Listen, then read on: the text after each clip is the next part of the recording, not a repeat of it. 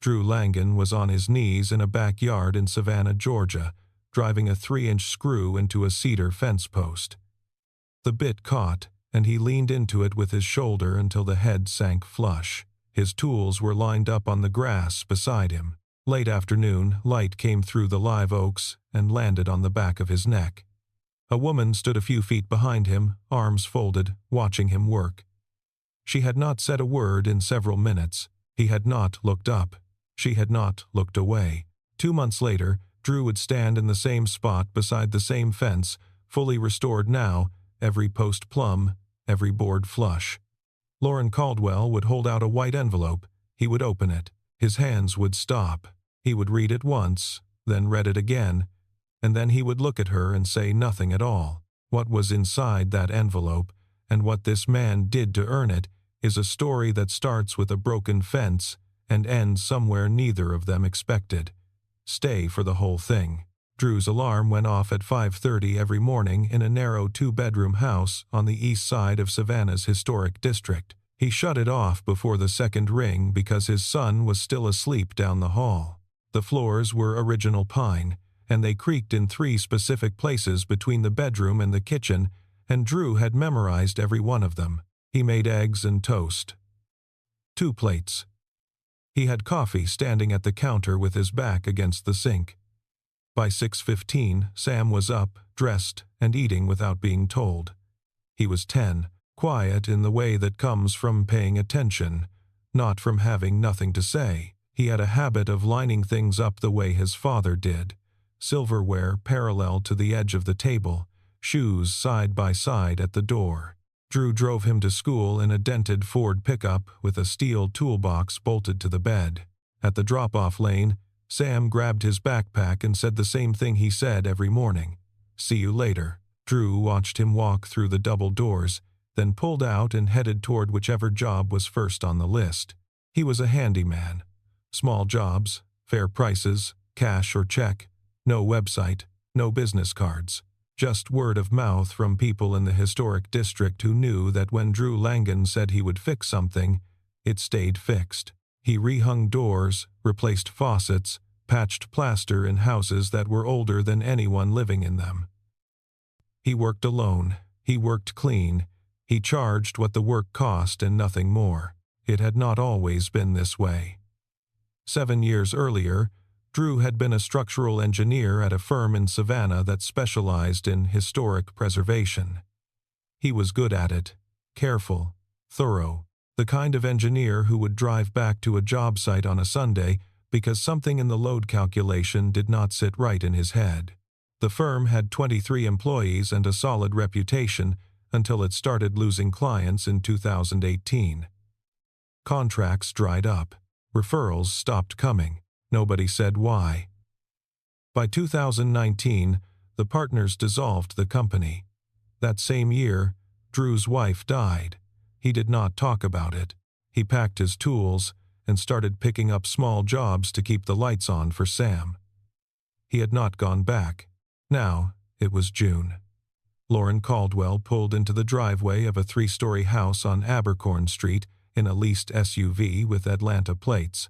Caldwell Properties was her company, mid-size, based in Atlanta, and she had spent the past year acquiring historic homes across Savannah for a restoration portfolio. This was the 5th property. She had moved down from Atlanta to manage the work directly. Boxes were stacked in the front room. Crown molding ran along every ceiling, most of it original. She walked the property with a notepad, checking the roof gutters, the shutters, the brick foundation. Then she turned the corner into the backyard and saw the fence. Wooden. Old. Leaning in 2 places. Missing boards in 3 others. The posts had rotted at the base. She called 3 contractors. 2 quoted over $14,000. The 3rd never called back.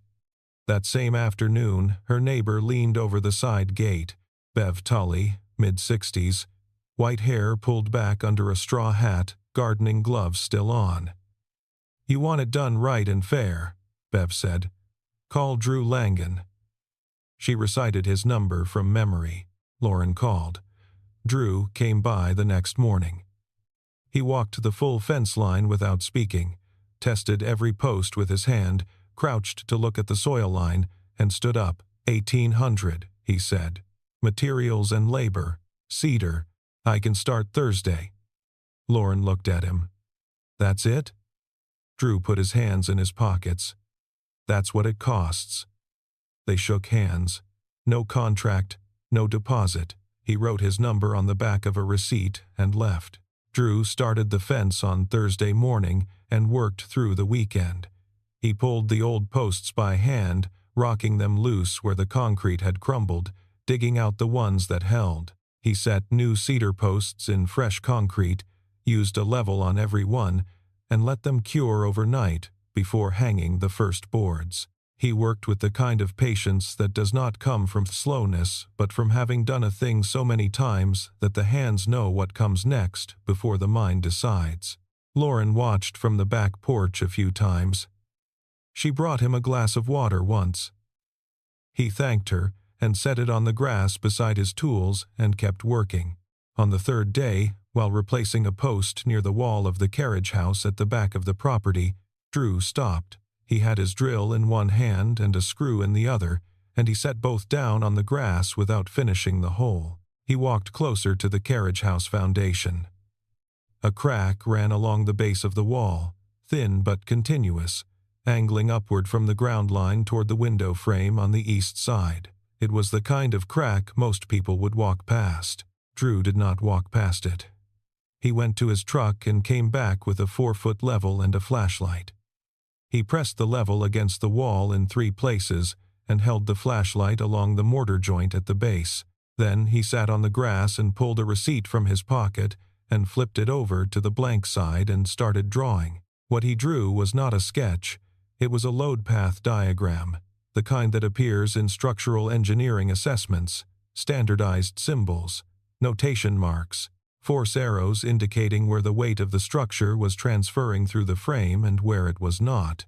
He drew the beam layout of the second floor from memory, based on the crack pattern and the way the foundation was settling, and marked the point where the load path broke.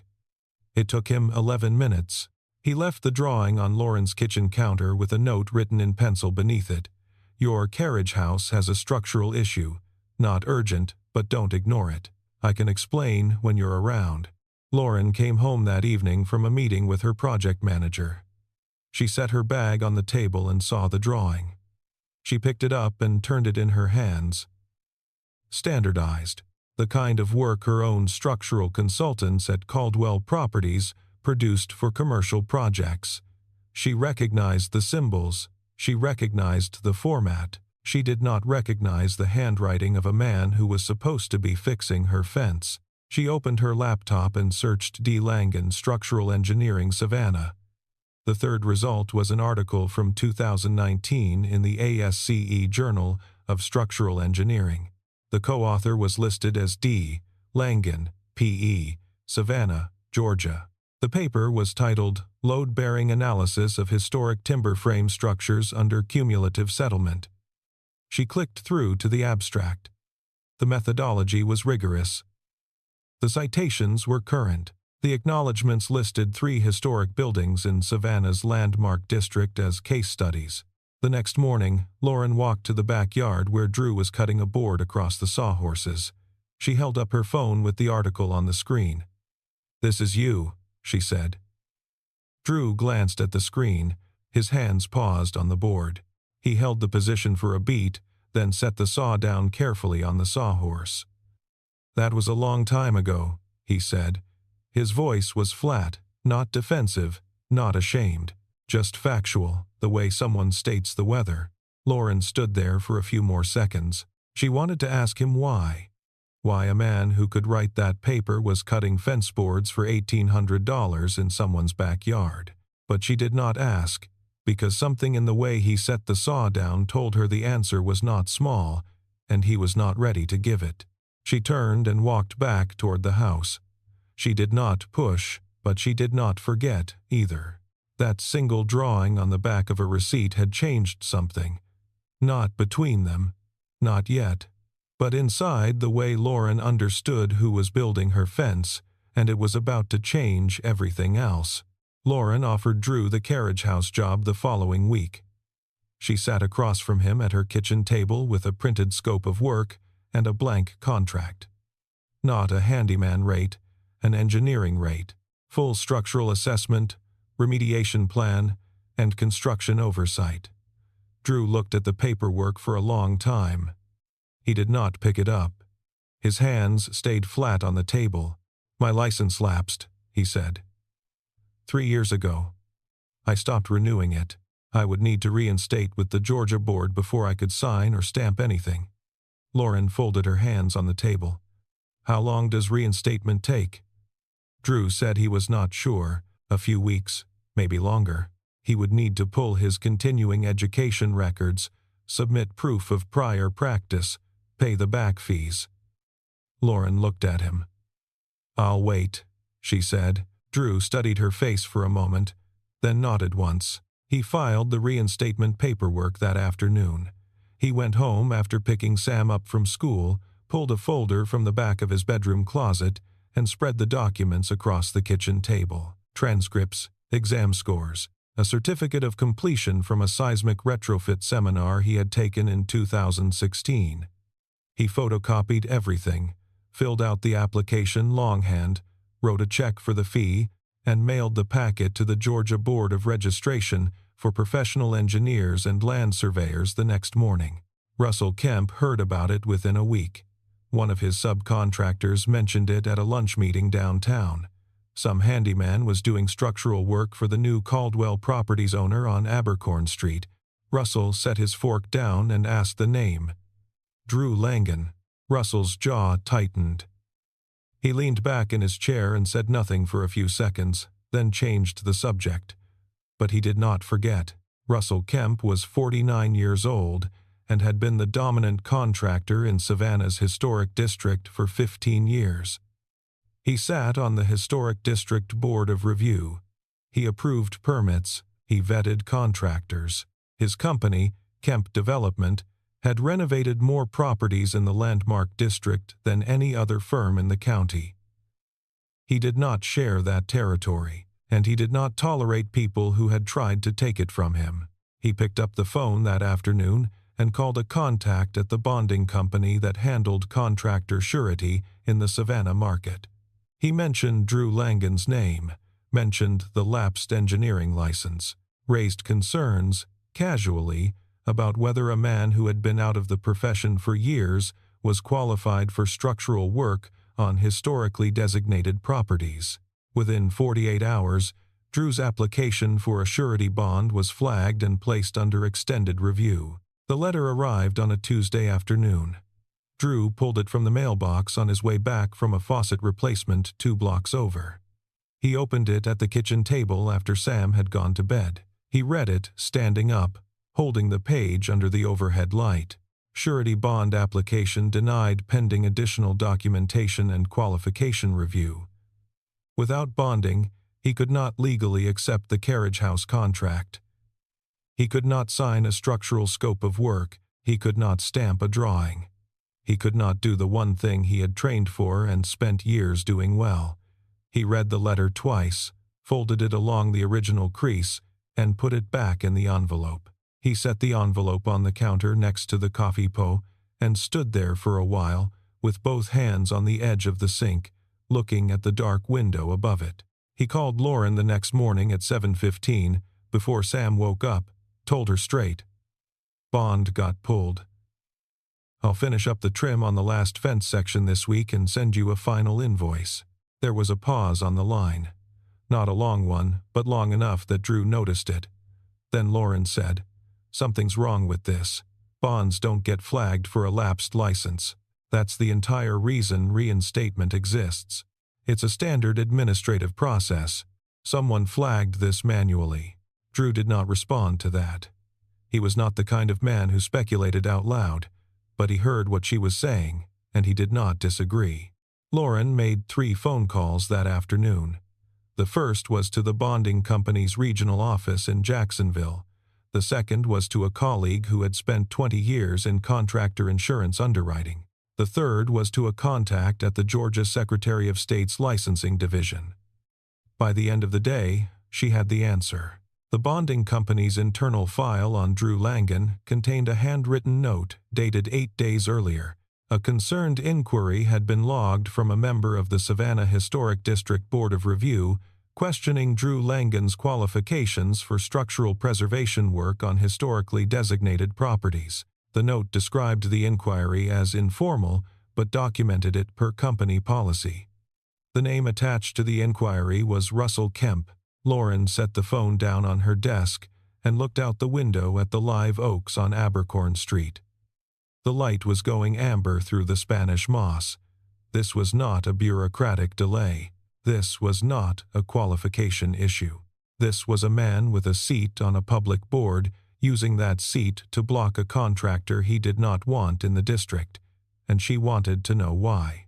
The Historic District Board of Review met on the first Wednesday of every month in a wood-paneled conference room on the second floor of Savannah City Hall. 14 chairs along one side for the public, a long table at the front for the board. Lauren arrived 10 minutes early and sat in the second row. She wore a navy blazer and carried a leather folder she did not open. Russell Kemp sat at the center of the front table. He was 49, broad-shouldered, with a deep tan, and a voice that filled the room the way a voice does when a man has spent years in rooms that were built for him. He ran the meeting smoothly, cited preservation standards and zoning guidelines from memory, referred to specific ordinance numbers without checking his notes. He handled 3 agenda items in 20 minutes, efficient and polished and entirely in control. During the public comment period, Lauren stood up. She introduced herself as the owner of 412 Abercorn Street and asked a general question about the contractor approval process for historic structural work in the Landmark District. Russell answered without hesitation. He described bonding requirements, insurance thresholds, and the board's qualification review process. Standard procedure. Transparent. Reasonable. The kind of answer a man gives when the rules are written in his favor, and he knows nobody in the room has read them closely enough to push back. Lauren thanked him and asked a second question. She asked whether the board, or any individual member of the board, had any involvement in the bonding review of a specific contractor named Drew Langan. The room did not go silent. There were only 8 people in the public section, and most of them were there for other items. But Russell's expression changed. Not dramatically, a tightening along the jaw, a slight adjustment in the way he held his pen. He said, clearly and evenly, that he was not involved in individual contractor matters, and he moved to the next agenda item without waiting for a follow-up. After the meeting, Lauren walked to the parking lot and found Bev Tully leaning against her car. Bev had been sitting in the back row the entire time. She still had her straw hat on. She told Lauren what she had never told Drew, because telling Drew would not have changed anything and might have made things worse. In 2017, Drew Langan had filed a formal complaint with the city of Savannah about a renovation in the historic district. The work was substandard. A load-bearing modification had been done improperly. The contractor was Russell Kemp. Drew had documented the deficiency with photographs, engineering calculations, and a written report filed through proper channels. The city received the complaint and referred it to the Historic District Board of Review for further action. The board was chaired by Russell Kemp. The file was reviewed. The response, signed by Russell, read, "No further action recommended." Within a year, Bev said, Drew's firm lost half its clients. Nobody talked about why. Nobody had to. Russell has a long memory. Lauren drove to the Chatham County Records Office the next morning and requested the complete 2017 complaint file for 412 Abercorn Street. That same afternoon, Drew finished the last section of the fence. He walked the full length of it one more time, checking every post, every board, every screw. He pressed the top rail with his palm and felt nothing give. The fence was straight. It was solid. It would last. He packed his tools into the truck, one by one, wiped his hands on his jeans, and stood in the backyard alone for a minute, looking at what he had built. Then he got in the truck and drove home. Drew had finished the fence, and Lauren had just opened a file that would change everything. But neither of them knew yet how close those two things were to each other. What Lauren found in that file connects to something much older and much closer to home than she expected. The complaint file arrived in a manila folder, 47 pages. Lauren sat in her home office on Abercorn Street with the folder open on her desk and a cup of coffee she did not drink. She read it front to back, every page.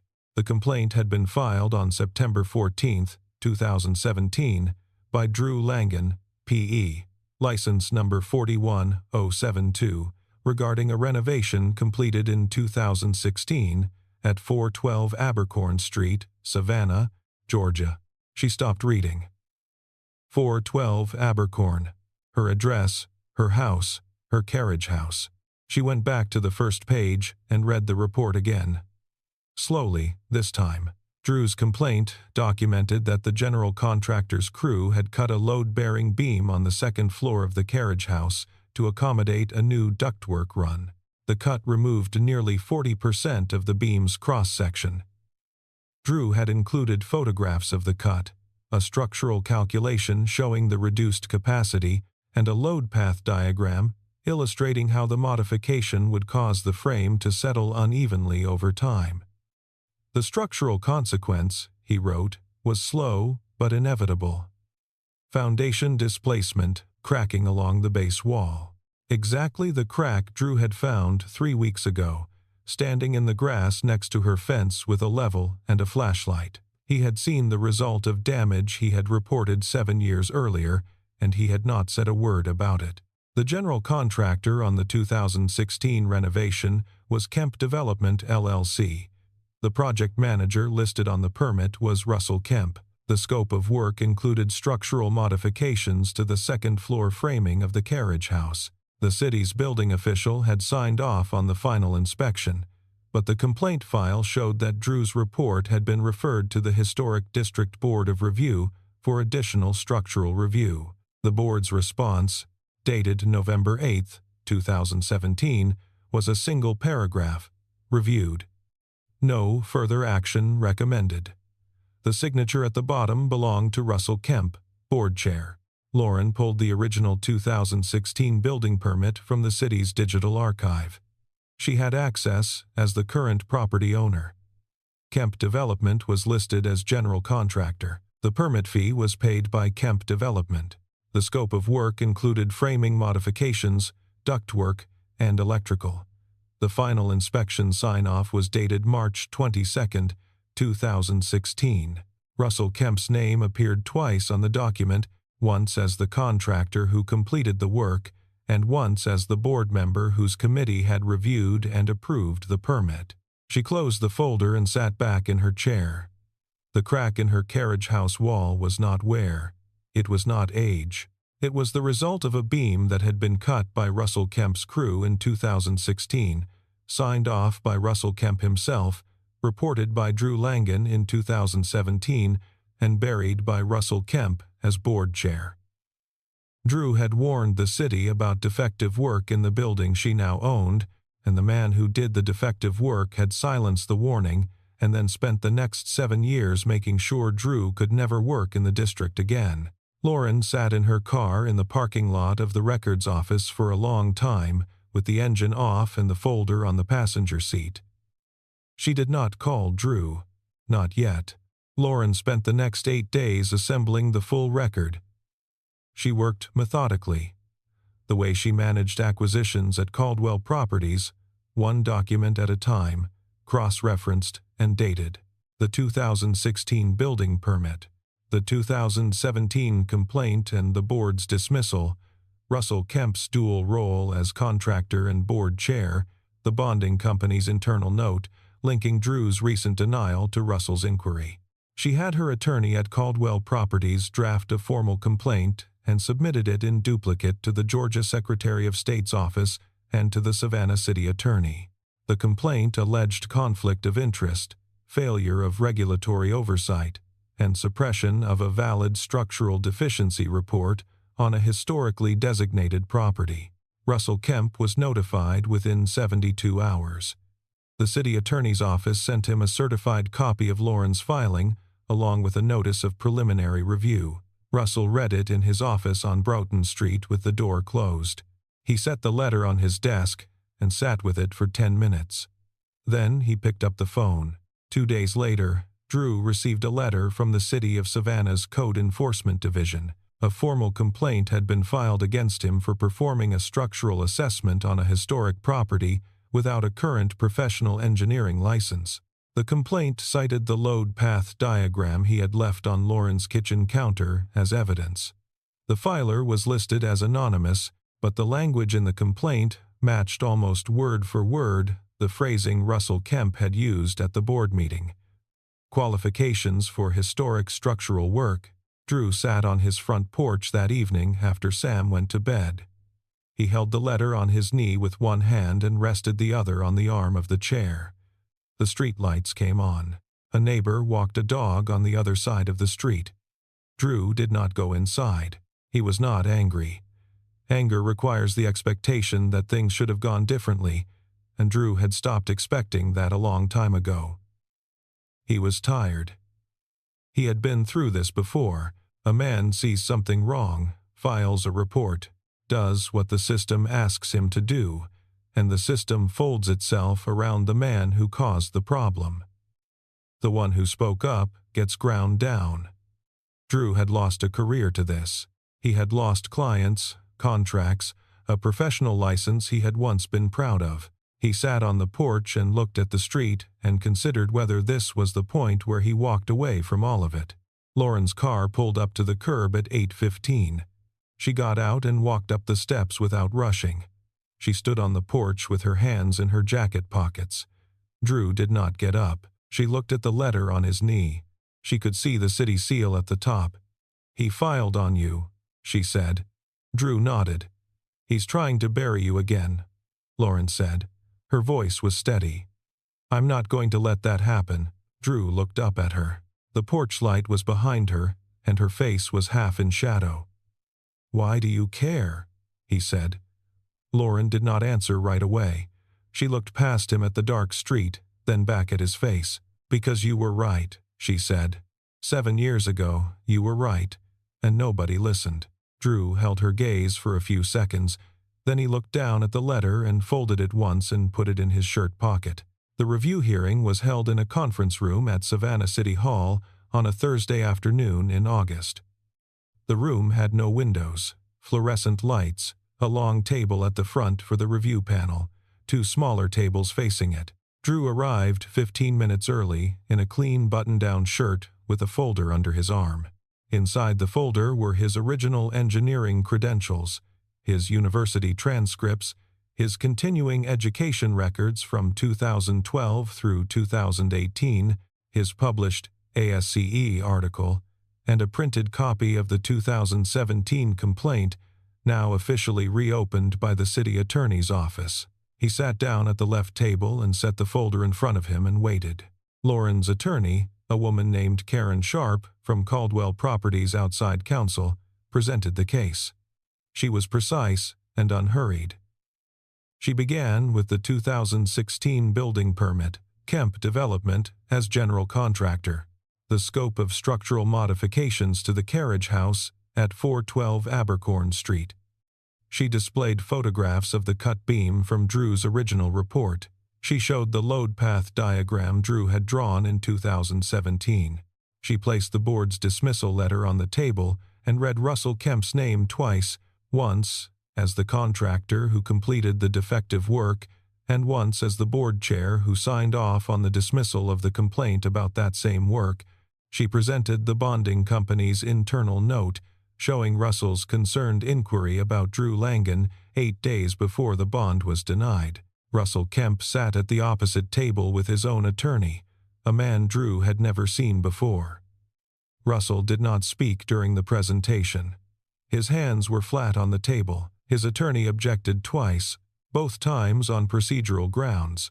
Both objections were noted and overruled. The panel addressed Drew's alleged violation first. The load path diagram he had left on Lauren's counter was reviewed by the panel's consulting engineer, who had been given the original drawing the previous week. The conclusion was clear and took less than 2 minutes to deliver. The diagram was an observation, a homeowner advisory.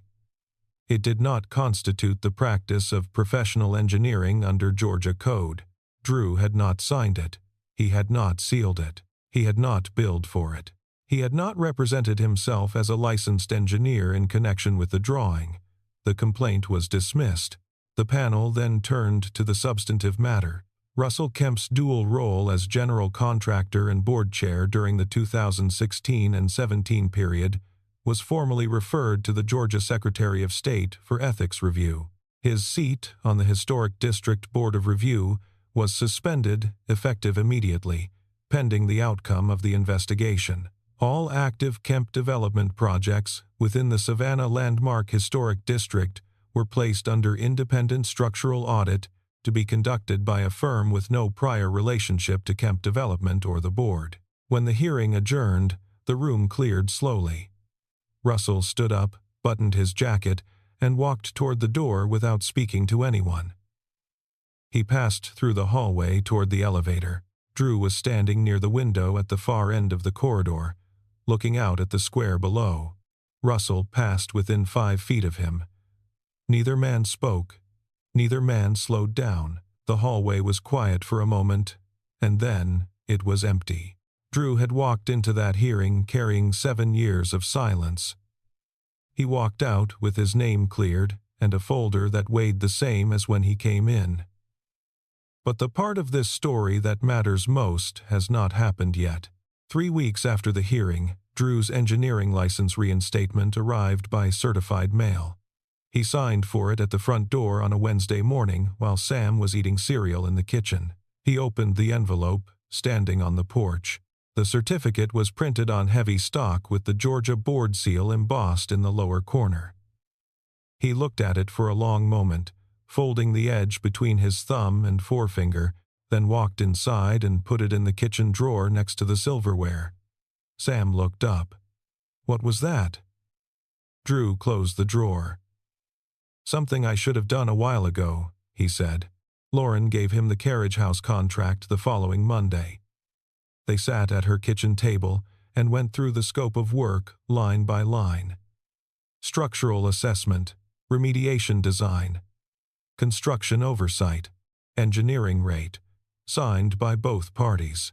Drew's signature was steady, no hesitation, the pen moving in one clean line the way he drove screws, flush and final.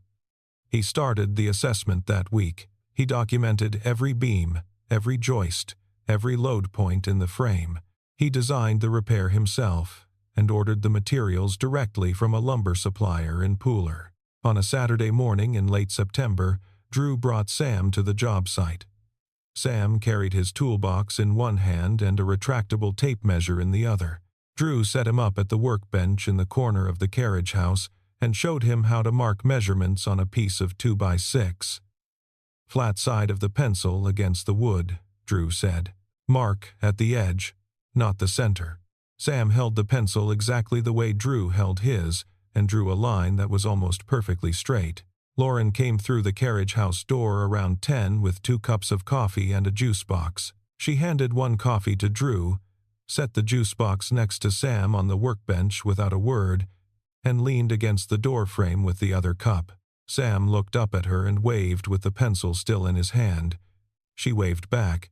Drew and Sam ate lunch on the carriage house steps, ham sandwiches that Drew had packed that morning in a brown paper bag. Sam sat with his legs dangling off the edge of the top step, swinging them slowly. Drew sat next to him with his elbows on his knees and the sandwich wrapper folded neatly beside him.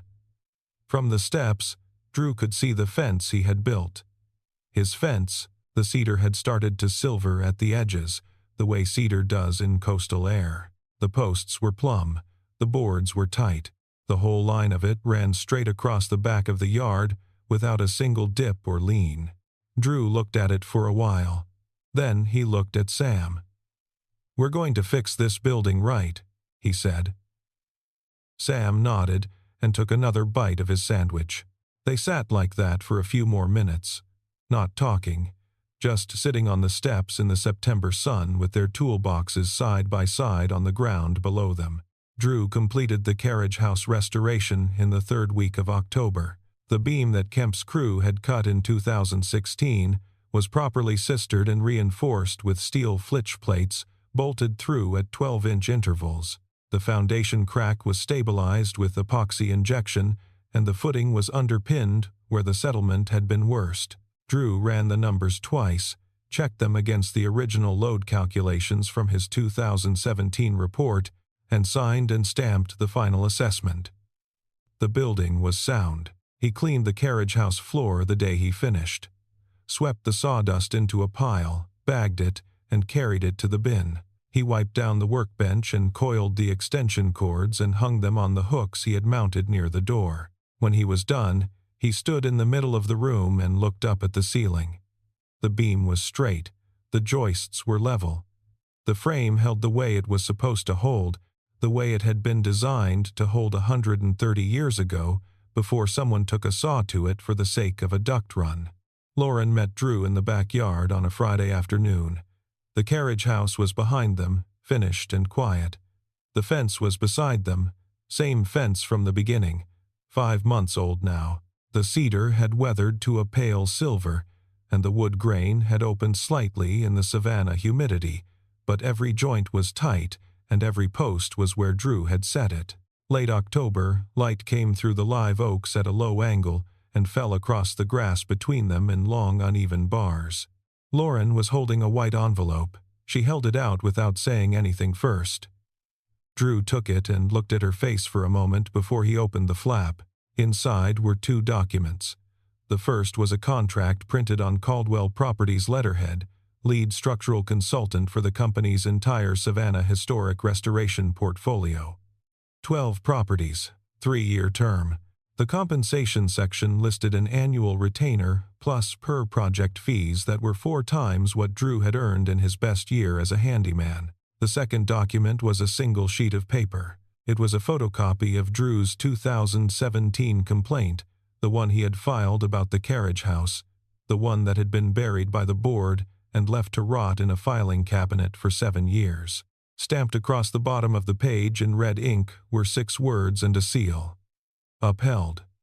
Violation confirmed. City of Savannah. Drew read the contract. Then he read the second page. Then he read the second page again. His hands did not move.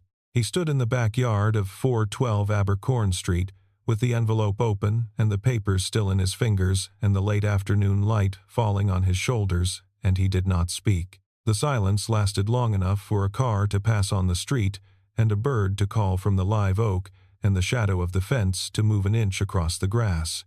Lauren stood a few feet away with her arms at her sides. She was not smiling. She was watching him the way she had watched him on the first day, standing in this same yard while he drove a screw into a fence post. "You were right," she said. "You were always right." Drew folded the papers carefully along their original creases. He slid them back into the envelope and held the envelope against his side. He looked at the fence. He put one hand on the top of the nearest post, the one he had set in concrete 5 months ago, the first post he had sunk on the first morning of the job. The wood was smooth under his palm, and the post did not move. He looked at Lauren. She looked at him. Neither of them said anything for a long time. The yard was still. The light was going gold at the edges. Sam's toolbox sat on the ground next to Drew's, side by side at the base of the fence post, right where they had left them the last time they were here. He had come to fix a fence. She had let him build something that would last.